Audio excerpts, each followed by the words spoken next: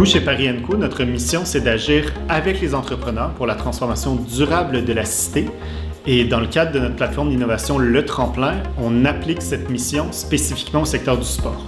Dans la conduite de cette mission, le concept de Smart City est très important parce que la Smart City, c'est comment utiliser les technologies digitales et numériques pour mieux vivre dans la ville, mais aussi de façon plus saine pour nous en tant que citoyens, en tant que mode de vie, mais aussi plus sain pour notre planète. Le sport, on le sait, a été fortement impacté dans les derniers mois avec la crise actuelle que nous connaissons, peut-être plus impacté que n'importe quel autre secteur. Et ce qu'on remarque dans le travail qu'on fait au Tremplin avec nos partenaires privés, avec les institutions sportives qu'on accompagne, mais aussi avec les startups, c'est que le sujet de l'éco-responsabilité entre de plus en plus dans les façons de faire des organisations sportives. Dans le cadre des activités de veille du Tremplin, on a constaté qu'en 2015, c'était moins de 30 startups sur le territoire français qui travaillaient sur des sujets d'éco-responsabilité liés au sport. Et maintenant, en 2021, on est rendu à plus de 100 startups sur ces sujets-là. Cette offre innovante éco-responsable touchera toutes les parties prenantes du sport, que ce soit le fan, le pratiquant, l'athlète professionnel ou encore les organisateurs d'événements.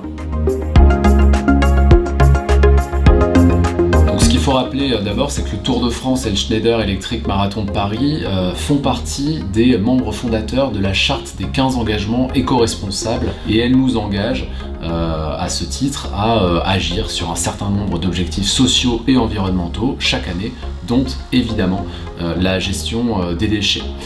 Donc sur le Schneider Electric Marathon de Paris, c'est évidemment une problématique sur laquelle nous travaillons très activement, main dans la main avec la ville de Paris, notamment une réduction de 30% en 3 ans des déchets produits sur le marathon, mais également un passage d'une trentaine de pourcents à aujourd'hui près de 70% des déchets restants produits qui sont désormais recyclés.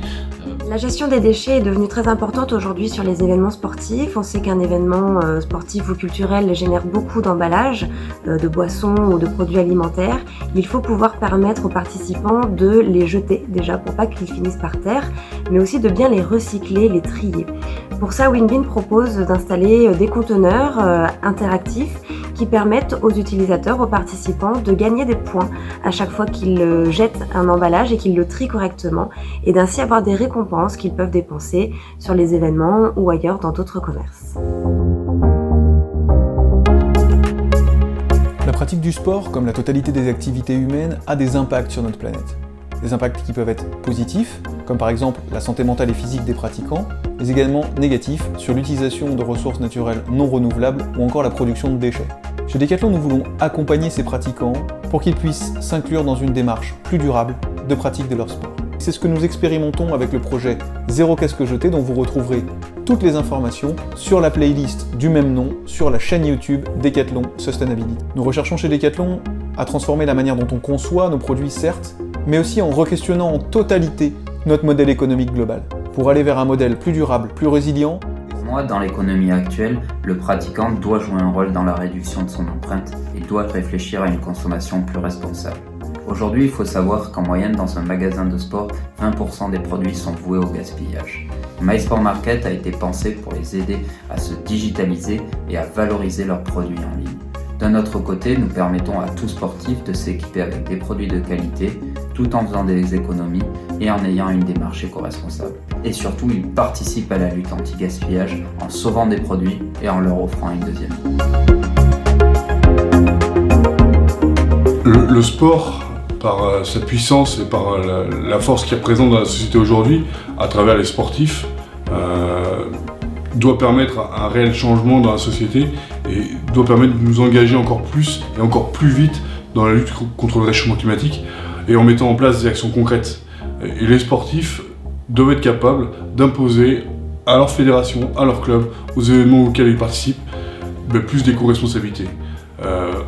En supprimant les bouteilles plastiques, en supprimant les produits phytosanitaires sur les pelouses, en limitant la consommation de viande dans les restaurants. Et moi, je suis persuadé que chaque geste compte. Notre politique se décline en 3 axes. Un premier, notre métier d'assureur, sécuriser la pratique aussi bien des fédérations, associations que des individus. Un deuxième axe autour de l'éco-responsabilité. La Maïf est devenue en 2020 une entreprise à mission avec un objectif de contribuer à l'évolution de la société et à la protection de l'environnement. Et dans ce cadre-là, nous développons un programme qui s'appelle Sport Planète et qui a pour ambition d'aider les organisateurs d'événements, par exemple, à ce que leurs événements soient éco-responsables. Et au travers des actions que nous menons, nous souhaitons aussi sensibiliser, utiliser le levier que constitue le sport pour sensibiliser sur la défense de l'environnement. Voilà, troisième axe, mise à disposition d'un certain nombre de services pour les associations ou les fédérations. Voilà ce qu'est la présence de la Maïf dans le monde du sport. On voit de plus en plus les grands événements sportifs sortir des stades, sortir des arènes pour aller sur l'espace public. Soit parce que c'est leur terrain de jeu naturel, comme les courses cyclistes ou le pari-prix automobile, soit parce que les organisateurs et les partenaires veulent aller au contact des fans. Et dans tous les cas de figure, quand on sort de l'espace sportif pour aller sur l'espace public, on va impacter fortement la vie des riverains, la vie des habitants. Il est absolument indispensable, si on veut qu'un événement soit durable, qu'on traite vraiment par le détail l'impact qu'on génère sur les riverains.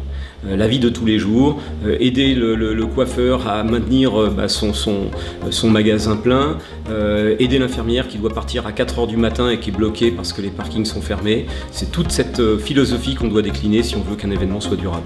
Natural Grass, c'est aujourd'hui le leader dans tout ce qui est pelouse de haut niveau. On construit des pelouses hybrides pour les plus grands clubs européens et mondiaux. Fondé en 2009 par Bertrand Picard, qui avait une vision de l'entrepreneuriat durable et souhaitait à ce moment-là développer des pelouses qui étaient plus écologiques. Son objectif était de reverdir les pelouses des stades quand à cette époque-là le synthétique gagnait du terrain avec toutes les problématiques que peut avoir le synthétique, notamment dans sa recyclabilité. Notre pôle de R&D nous a permis de développer différents types de solutions qui ont été primées par des concours d'innovation. Dans les dernières en date, on a la solution Aquaflow qui est une solution qui permet d'irriguer les terrains, ce qu'on appelle de la subirrigation par le dessous et qui permettrait de pouvoir réduire jusqu'à moitié la consommation en eau des stades.